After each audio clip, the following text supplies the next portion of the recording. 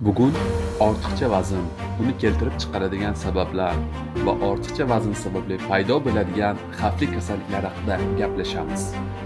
Bunga ko'p hollarda biz uchun kundalik hayotda oddiy tuyulgan odatlar sabab bo'ladi.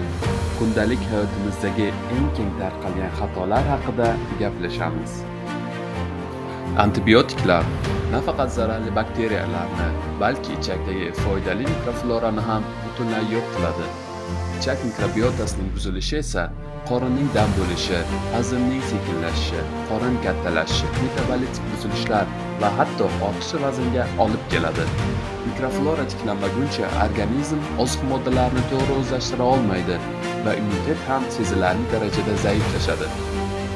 Xamirli va yog'li ovqatlar tez energiya beruvchi, ammo ko'p kaloriyali mahsulotlardir. Ulardan tez-tez iste'mol qilish organizmni ortiqcha kaloriya bilan to'ldiradi. Bu esa yog' to'planishiga, ayniqsa qorin bo'shlig'ida visceral yog'ning ko'payishiga olib keladi. Visceral yog' esa yurak-qon tomir kasalliklari xavfini sezilarli darajada oshiradi. Yana bir eng katta xatolardan biri bu juda kech ovqatlanish va ko'p miqdorda ovqatlanish hisoblanadi. Kechki soat 6 dan keyin 9-10 atrofida organizm metabolizmi sekinlashadi. Bu paytda ko'p ovqat yeyish hazm jarayoni uchun og'irlik qiladi. Uyqu sifati buziladi va yog' tez to'planadi. Natijada qorin kattalashadi va tana vazni ortadi. Gazli ichimliklar bu yashirin kaloriyalarning eng asosiy manbai. Bir stakan gazli ichimlikda o'rtacha 5-6 choy qoshiq shakar bo'ladi. Bu ichimliklar na to'yintiradi, na foyda beradi, ammo jigarni yog'lanishiga, insulin qarshiligiga va ortiqcha vaznga olib keladi.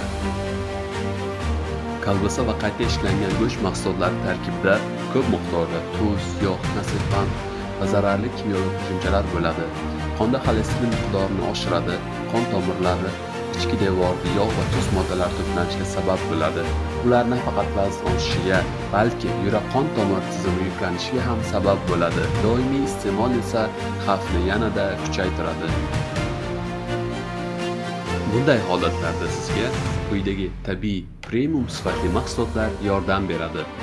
Omega 3 yurak-qon tomir xavfini kamaytiradi, visceral yog' almashinuvini yaxshilaydi. Tabiiy kurkuma, zanjabil va qoramurch ekstraktidan tayyorlangan mahsulot qorin yog'i hosil bo'lishiga ta'sir qiluvchi yallig'lanishni kamaytiradi. Tabiiy xushbo'ymas archok va chiqbi o't ekstrakti esa yog' almashinuvini optimallashtiradi. Jigar orqali vazn nazoratiga bilvosita yordam beradi. Vitabalance Plus ichak florasini muvozanatlaydi, qorindan bo'lishni kamaytiradi, hazm qilishni yaxshilaydi va metabolizmga